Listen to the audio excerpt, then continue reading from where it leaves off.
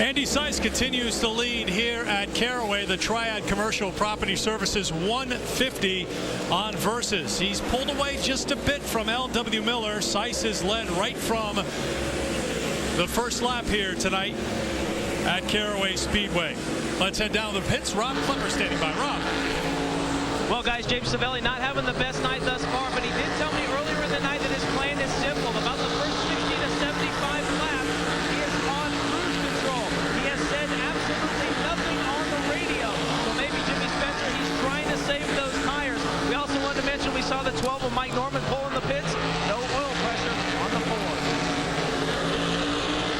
Well, Rob, Mike Norman did go out and run a lap and came out. It's been a very difficult day for Mike, a rookie here on the tour, and longtime friend and crew member. Joe Plowman passed away this morning, and Mike came out here, but it's going to be a very early night. Credit to him and his crew for coming here and getting out to take that green flag, and their night is over right now. You mentioned, and we heard from Rob a moment ago about Savali's strategy. What is the best strategy here? Because tires are so important at this track. Well, he brings a great point up because you're not allowed to put tires on your car. So the tires you started with, you have to finish with. Now we see Zeus still leading and consistently running about a tenth of a second quicker than anybody. Seiss is leading this race and actually pulling away from everybody. But yet we know the experience that Savali has. And if he is saving his tires, a lot of laps left. We've only completed a third of the way. So maybe his strategy will work. Time will tell. But good idea, saving your tires. Well, there you see Savali trying to keep his pace there. But meanwhile, up front, it is Andy Seiss in front. He won the race here back in the spring to get his year going in a great direction. The Spring Classic 150 at Caraway here on March 14th. Needless to say, Andy Seiss likes Caraway.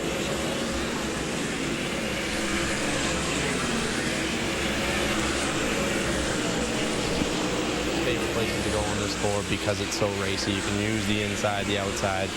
We have had some success there in my short career in the Southern Tour with 3 wins. So it's a place I look forward to going to, a place that I feel I have the upper hand when we go. The crew always gives me a great car when we go there, so we're always looking to end up in victory lane. And it's not like this track is right down the road for him like it is for a lot of the guys we see here today. Andy and his crew come down from New Hampshire every week. There's a race here on the Southern Tour.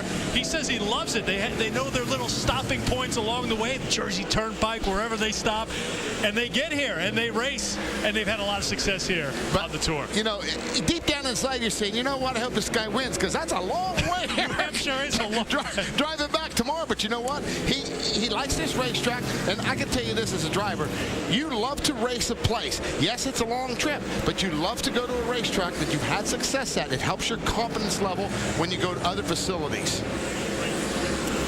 So Seiss and Miller are towards the top. John Smith is third, and your guy, Frank Fleming, who has had a lot of success here at this track, is hanging tough there in the number 4 position.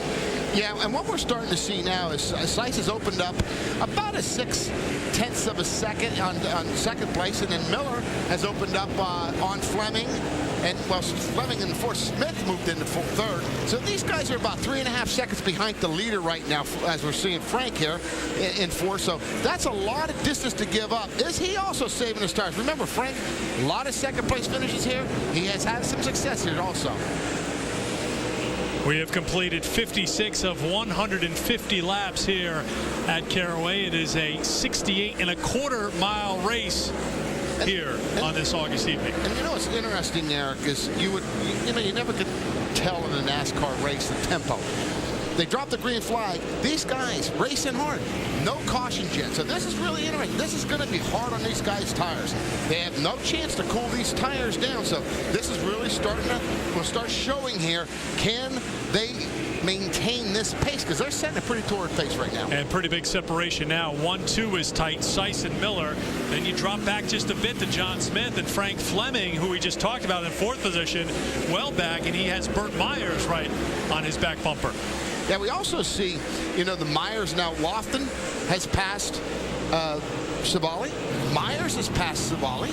and Savali's all the way back to 8th. Now Brumholzer's moved up to 9th. So this is really interesting. I'm really wondering, is Savali saving that much? Because he is right now some 6.5 seconds behind the leader, Seiss. Savali posted right now in 8th position. Brunholzel in 9th, and Brandon Heyer in 10th place. Heyer in the number 44. Started and finished 11th here in the July race at Caraway. Had an accident in Bristol last time out and finished last. We're starting to see a little heat on these brake rotors. You know, we're seeing a battle here between Frank Fleming and Burt Myers, and look at the rotors. You see right into that big wheel, and this is interesting because these cars aren't prone to be having a big brake and a lot of cooling, so this could start playing a little bit of a strategy into the game. If you use the brakes up, you're in trouble at this racetrack. Look how red the rotors are on Myers' car. There were 8 cautions in the July race here at Caraway. We have not had a caution here tonight. It's been green flag from the beginning. As you see some of the vitals on Burt Myers, we were there at the stadium. Myers is in front, got the little bit of a love tap from L.W. Miller, and Miller went on to his 11th career victory. Yeah, that was a great race. And when we saw a patented move, you know, where, you know, Myers just started to get a little looser than he needed to be, and LW put a great move on him and turned 3 and 4 and passed him. But, you know, I'm telling you, fans, when I see this much heat in these brake rotors, this is not a sign of a car that's handling really well. Also, you're going to start seeing where this could really start playing havoc on the tires, the beads of the tires. Plus, boiling the brake fluid, you'll start fading. The brakes won't be as firm. And imagine as you step on the brakes, it just keeps getting softer and softer. That's what's happening to Myers' car. But yet he's still not giving up as he's trying to pass Fleming on the outside and turn 3 and 4. Fleming in that battle right now as Burt Myers looks on the outside. And Myers, does he have enough to hold on to that position?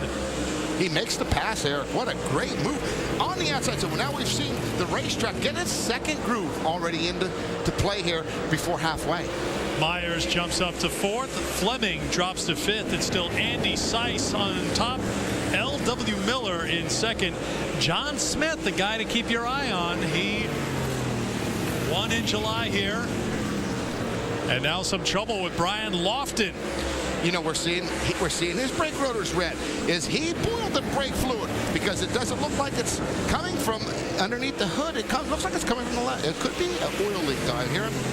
I'm estimating, I'm guessing fans, but I'm just surprised at the redness in these brake rotors. So we have a close eye on Brian Lofton, who raced full-time in the weekly series at Bowman Gray this year, was 4th in the March race here at Caraway. His last win on this tour was here at Caraway. 11 career victories, but in trouble here at Caraway in Carolina.